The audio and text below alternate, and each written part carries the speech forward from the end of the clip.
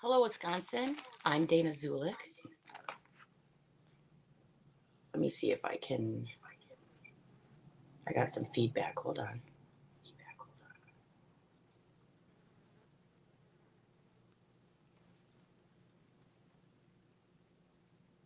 Okay, let's try that.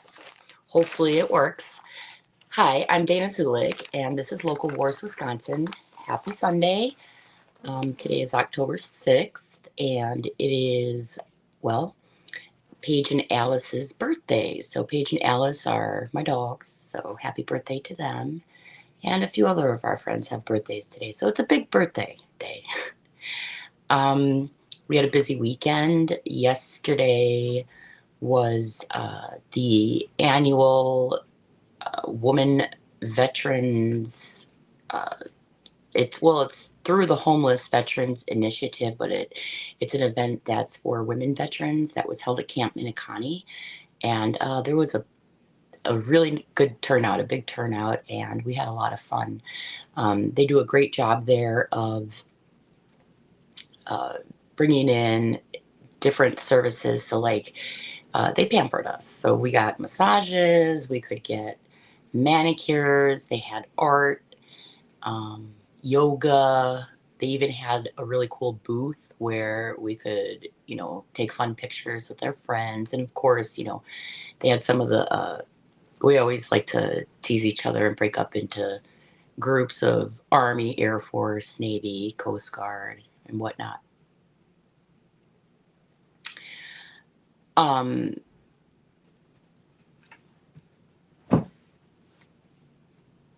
so today, what I want to get into and start talking about is kind of how this all developed with the scenic pit. And so we got to start from the beginning. So if we go all the way back to the beginning, back in, it kind of started in 2014, but in 2015 is when all the court stuff started. Um, and I'm going to share a video with you today because I want the viewers to see what it looks like when a local government is basically trying to abuse their powers and silence those that they oppose, and just being ridiculous, not letting people talk and cutting people off. And so, as we go through it, I'm going to help. I'm going to stop the video. I'm going to basically put my 2 cents in and give some commentary, and explain to you what was going on. So, this is a board meeting that happened, I think it was July or August of 2015. I think the date is on it when I share it. And on the agenda, they started this rule in Richfield where you can only speak about items that are on the agenda. So, like, if you have a concern as a resident and you go to a board meeting during public comments in the 3 minutes, they used to let you bring up kind of issues you're having or whatnot. And what they decided to do is make it no, it has to be on the agenda, or it has to be, um, I forgot what the other item is called, but action item. So, things like in closed session or items they're going over that are listed on the agenda. So, what you see here, what you're going to see is two speakers. You're going to see a speaker whose name is Jeff Gagno. He is a very talented, brilliant attorney that lives in the town of Polk. He's a stone's throw away from the village of Richfield. And there's a lot of opinions in the community about Jeff Gagno. And I've heard them all. And I guess all I want to say about that is that some of us are blessed with more social skills than others. But that doesn't mean that the person isn't knowledgeable in their area of expertise. This room, I got to pick a different room to go in, like being attacked by flies. Um, so Jeff Gagno is the first one to speak. Now, he's a licensed attorney and a CPA. He graduated in the top 5% at the University of Wisconsin-Madison. He single-handedly took on the the Federal Highway Administration, the Wisconsin Department of Transportation, and the U.S. Army Corps of Engineers when they tried to expand the highway where he lives with his family home on Highway 164. It used to be called Highway J. And so I like to tell people, whether or not you agree with the expansion of 164, turning it into 4 lanes or not, I mean, to say that he is anything but brilliant would be a disservice, because this went up to the U.S. Supreme Court, and he was able to stop that project. So moving on from there, I'm just kind of giving you the background on Jeff Gagno. He is a very routine people, and I'm not going to get into too much more about it because that's sort of not my place, but he's neurodivergent. So anyways, he's the first speaker in this, and then I'm the second speaker. So he is trying to stand up and kind of tell the local government, like, okay, you're saying these things about Dana and her family, but these are the things that you have done that violate these things. Oh, and by the way, our home in less than a week before this meeting had been vandalized. We came home to male private parts drawn in syrup all over our concrete, and eggs and TP, and it's childish, but nonetheless, our home was vandalized. And this was the home where I lived at when I was still married. So with all of this stuff going on, they found our home, they vandalized it. I'm pretty sure I know who it is. But anyways, so that's the backstory. We're going to watch the video. I'm trying a new way of streaming. I'm not sure if it's going to work. So there's a good chance this might end up getting deleted, but we're going to give it a shot. So here we go.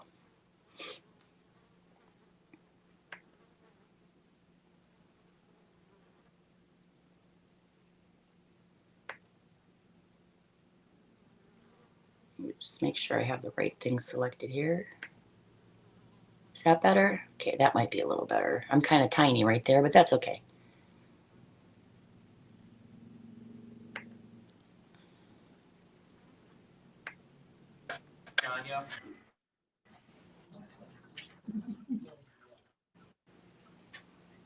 My name is Jeff Gagno. I represent the Highway J Citizens Group, which has many residents who live here in the village of Richfield. The village's malicious, vindictive campaign of spreading blatantly false information. Give us your address, please. You didn't do that. 2668 Highway 164. The village's malicious, vindictive campaign of spreading blatantly false information has inflamed the public to viciously attack Dana Zulik and her family with privacy-invasive drone flyovers and repeated acts of vandalism on their family home, toilet paper, begging, and drawing obscene pictures. Hey, Jeff Gagno, I told you. This is related. No, it isn't. It certainly is. When you fly a drone over somebody's property. I'm speaking, Jeff. I took great pains here to say you could speak to the property. Her private residence is somewhere else. Well, she's the developer. So let's stop right there. What? This is the kind of stuff I'm talking about, guys. Like, Jeff is an attorney, and you have the village president here not wanting him to speak about what's going on in the community. He's claiming, the village president, John Jeffords, is claiming that the property surrounding, or other properties that aren't the scenic pit, aren't related to the issue on the agenda. Well, the scenic pit was on the agenda, and my home was being vandalized, and I'm the developer of the scenic pit. So this is the argument they're in. But listen to his tone, to John Jeffords' tone, and how he speaks to attorney Jeff Gagno. It's somewhere else. All right, well, let's move on then. Fine, let's move. Just let's move on scenic road.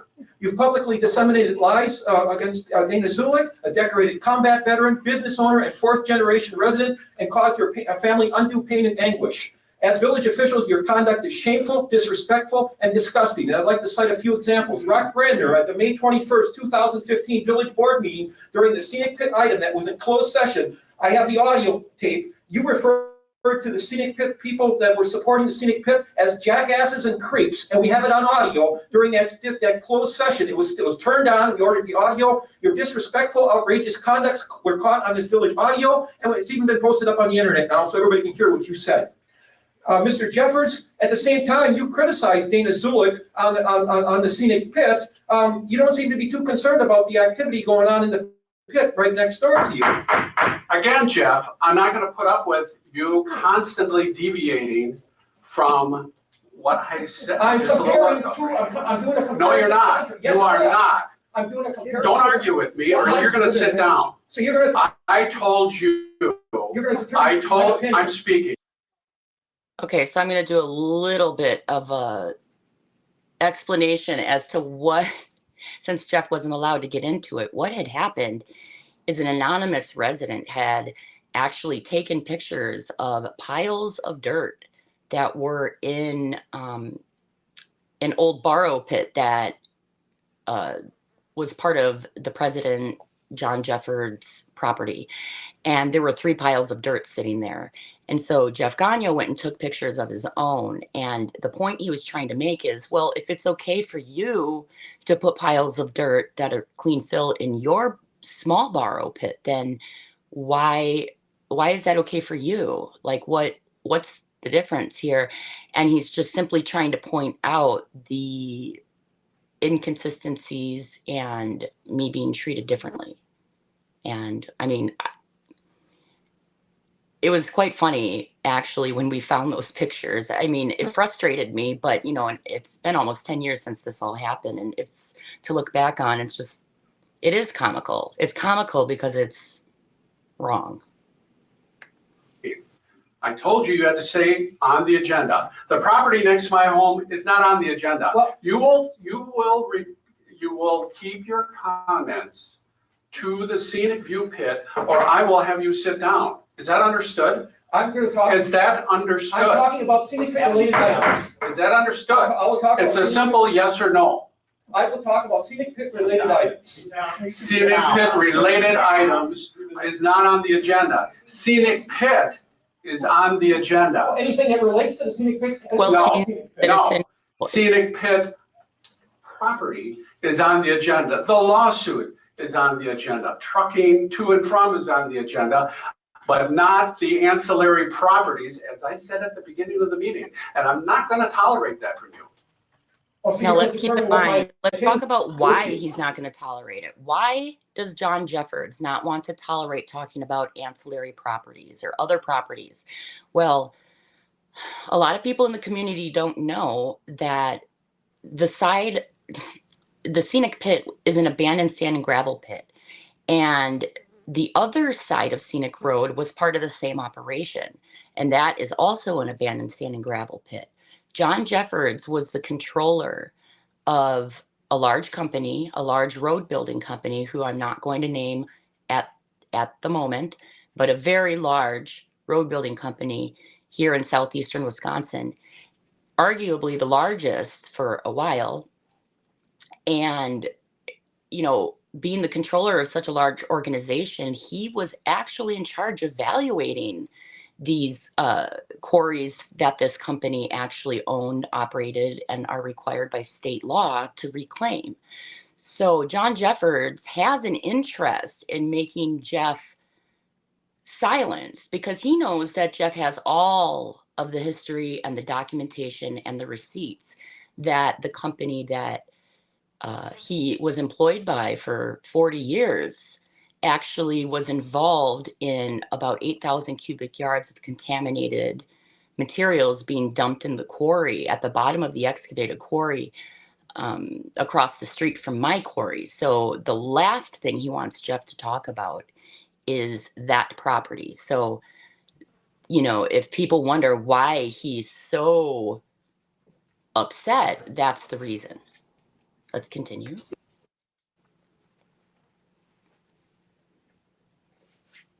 You're going to dictate to what You my can opinion have is? an opinion on scenic pit. But That these is things are fine. related to the city. How can you?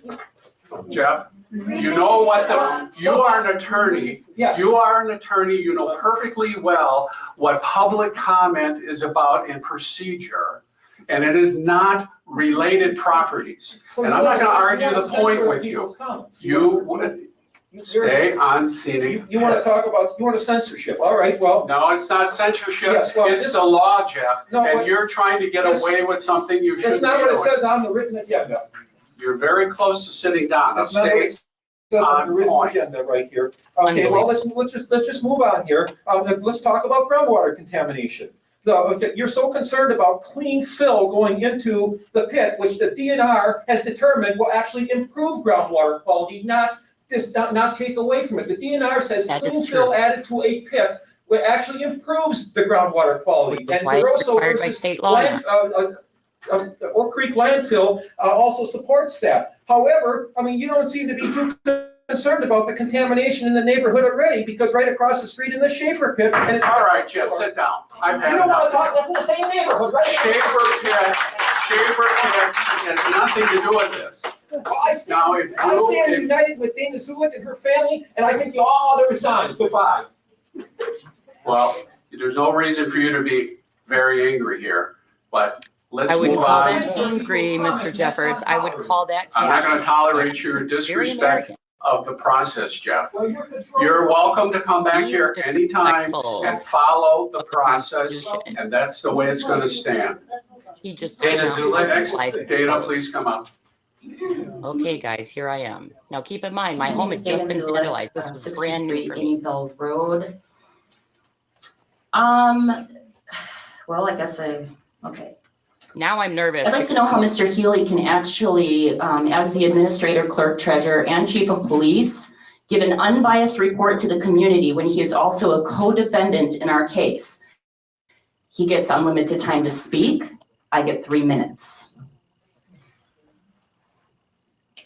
Since Jim Healy took over as village administrator, the village of Richfield has spent over $140,000 in legal fees. Now it's up to over 800, guys. The village of Richfield is currently involved in several lawsuits, and our case is the only case that the village gives updates on, the only one. I have been denied over 25 open records requests. True. There has been open meetings law violations, and it now today, as we stand here, sits at the Attorney General's office, and I will not stop until it is stopped. They did nothing, that's for I will not tolerate being harassed. I will not quit when the state of Wisconsin law is clear. I will not be chased away by anybody's threats. If the person in here tonight, if the person that's here tonight vandalized my property with my children, Lower your voice, please. I can speak as loud as I would like. We've got a real good sound system here, so please. I'll stand back here then. I'm upset. My home was vandalized. I have Your home penises. is not on the agenda. Penises Dana. drawn with syrup. While I personally. As I stand here today, there is footage of a drone monitoring activity of our site. It is private property with residents residing there. People live there.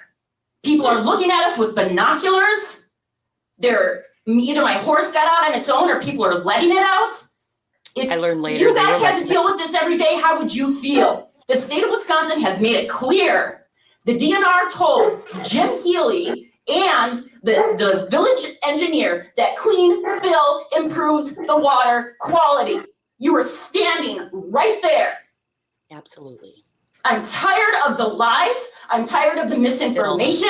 I'm tired of being kicked out of businesses. The PTA doesn't let me go to stupid Popcorn Friday. You want to talk about being pissed? I'm pissed.